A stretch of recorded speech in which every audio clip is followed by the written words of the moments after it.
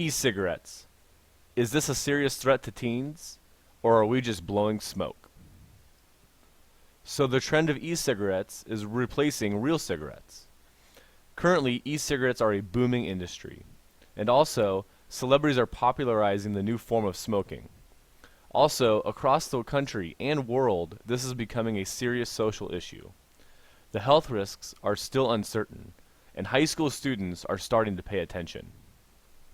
So we will begin first with e-cigs, a booming industry. According to ABC News, here is where we are at with e-cigarettes. The electronic cigarette was invented in the 1960s, but it didn't really take off until about a decade ago. Currently, there are more than 250 brands of e-cigarettes, and they're available in different flavors and even more colors than the iPhone 5C. The Tobacco Vapor Electronic Cigarette Association estimates about 4 million Americans now use the battery-powered cigarettes, and they're projecting that the sales of the devices are going to cross the 1 billion mark by the end of this year. So what exactly are e-cigarettes?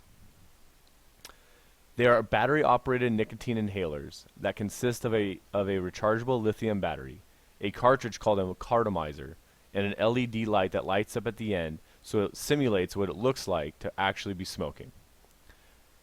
The cartomizer is filled with an e-liquid that typically contains the chemicals that are associated with nicotine, the flavoring, and also the additives, but it does not contain the harmful uses of tar. When you quote vape, which is the slang term associated with an e-cig, a heating element boils the e-liquid until it produces a vapor. A device creates the same amount of vapor no matter how hard you puff until the battery or e-liquid runs down. So how much do they cost? If this is going to be a $1 billion industry, it's going to be pretty expensive. Starter kits usually run between $30 and $100. The estimated cost of replacement cartridges is about $600. But if a person was to smoke a pack a day of a regular tobacco cigarette, that cost would be more than $1,000 per year, which is according to the Tobacco Vapor Electronic Cigarette Association. So it's interesting to note that a regular cigarette could be more harmful and more expensive on top of that. As we move on, celebrities are really making e-cigarettes popular. There's actually a Pinterest page dedicated to celebrities who vape. Also, Katherine Heigl's performance on the David Letterman show a few years ago was quite influential. So as I did a simple Google search for e-cigarettes and celebrities, this Pinterest page popped up. As you scroll down, you can see from Leonardo DiCaprio, Sean Penn, Christina Milian, Katy Perry, Katherine Heigl.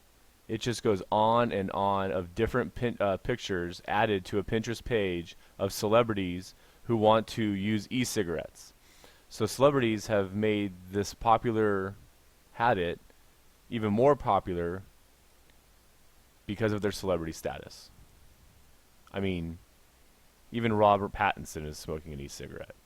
The guy from Twilight. But not everybody is super excited about celebrities who are using their e-cigarettes to puff up.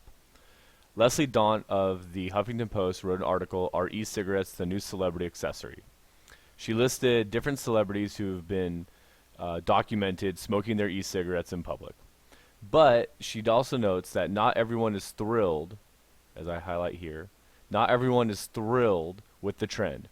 When a few U.S. senators raised concerns after the recent Golden Globes, several stars were seen puffing away on electronic cigarettes during the ceremony, prompting the senators to claim Hollywood was glamorizing smoking and urged them to not allow e-cigarette use to appear at future shows. So what is all the buzz about? Especially starting with Katherine Heigl. So here she is a few years ago on the David Letterman show. It's awesome. That's why you had to try it twice. Right. But what, this is crazy. But now I do this. Now I do the electronic cigarette. I've never heard of this, never seen this, don't know what that is. Got a bejeweled bottom. Hey, wait a minute. What was that? That I'm freaking y'all No, out wait a right minute. now. Am I What? gonna get arrested by the PC police? Wait a minute. What was that? It's water vapor. I mean, Really? essentially humidifying the space. Yeah, but there's nicotine in there? There is. It's a battery. This part is a battery that screws into an outlet, and then this is the filter, and this has liquid nicotine in it, so that it heats it up, and you feel like you're smoking, and you get the habit of this. Right. You blow out water vapor, so you're not harming anyone around you, and you're not harming Now, yourself. will it make you dizzy when you take a hit of the nicotine? Here, try it. Because I haven't had a. I thought at first it was a dog whistle. I just take a regular. No, I'm not going to take a big one. Okay. That's what she said.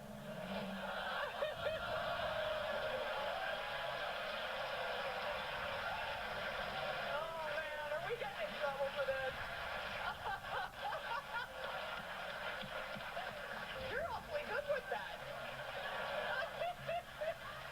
They have cigar-flavored ones. This is remarkable. I know. How long have you had these? How long have they been on the market? I think they've been around for a while, but I just started using it about 4 months ago. This ought to get it done, my friend. I know. You have no excuse now to smoke a real No, cigarette. that's You right. don't. Yeah, and is nicotine in and of itself bad for you? I don't know. I've read things that say it's really not, that it's about as bad for you as a cup of coffee, like it's a stimulant, like caffeine. Right. I'm choosing to believe that. But it's all the. There's something like 30 different carcinogenic chemicals in cigarette tobacco. It's crazy. Right. It's the lighting it and inhaling it. It's all the tar, and that's bad for you. It's bad for people around you. So this is saving This is my day. very cool. Congratulations. Yeah. Thank you. Wow. Thank you. I am not promoting smoking.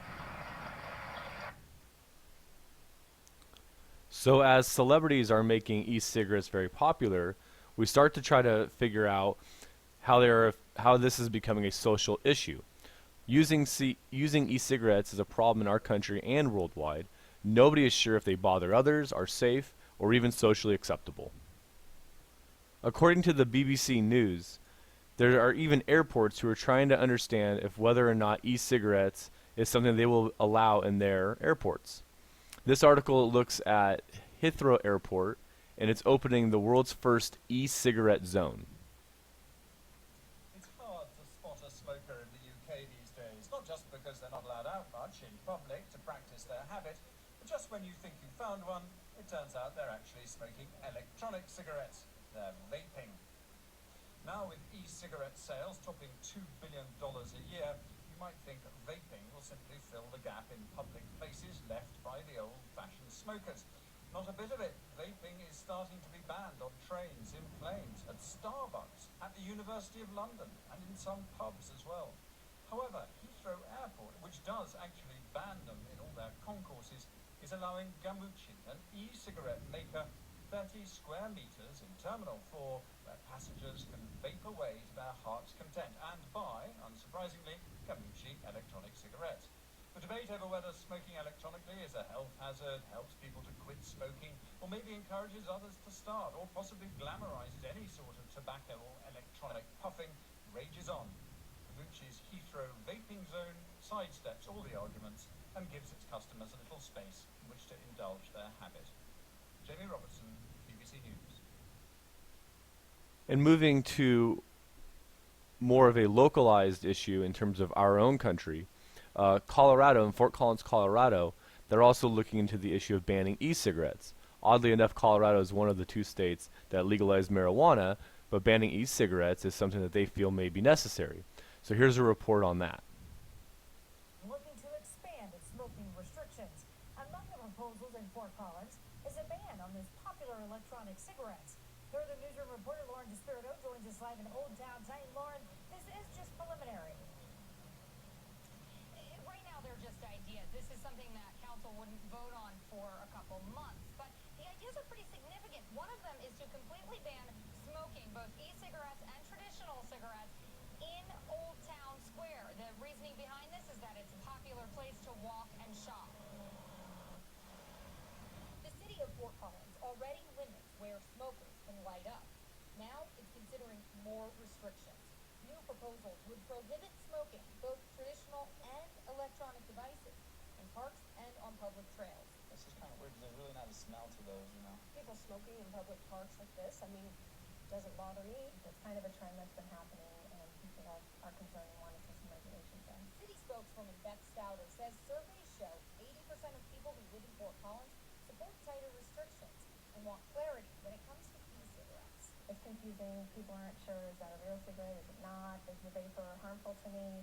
How come they're allowed and regular smoking isn't? This is going to be a tough fight, I believe. Before council votes on the ideas, leaders want input. Outdoors is for everybody. I think it'll be hard to enforce that rule. I do believe it will. I guess I understand it in Old Town just because there are so many outdoor patios and if people are outside like eating and drinking, you don't necessarily want to be around it. So if e-cigarettes and the vapor that is going to be emitted from smoking on one is not going to be overly annoying or bothersome to the public or people around them, and it doesn't seem to be overly dangerous, we need to understand, is it dangerous? According to the following WebMD article, the results are still inconclusive. So, e-cigarettes are not regulated by the government, and they're not regulated by the FDA in any specific way. That's the agency. The agency would like to change this, however, and last April they filed a request for the authority to regulate e-cigarettes as a tobacco product. They also do not seem to be overly dangerous. It's the quote right here where it leads, and I'll highlight that for you.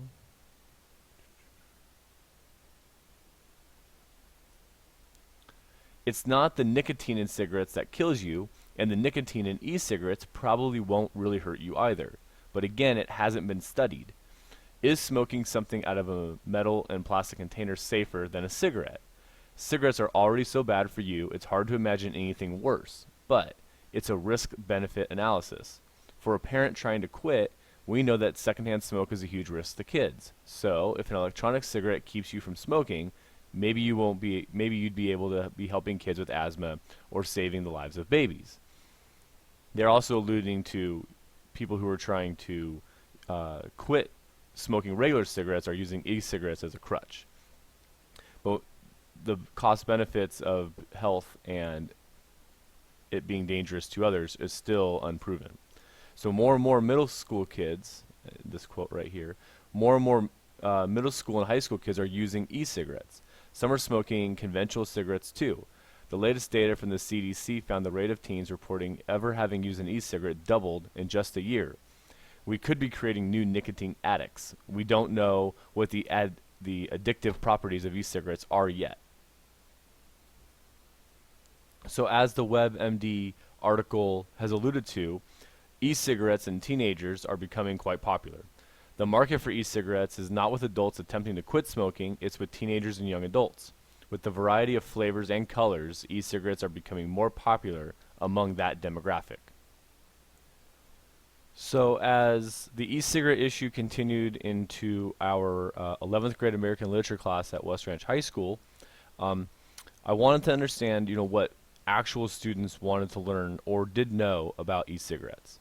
We began our lesson by journaling about the e-cigarette issue on campus. We then watched the same videos we watched previously in this video.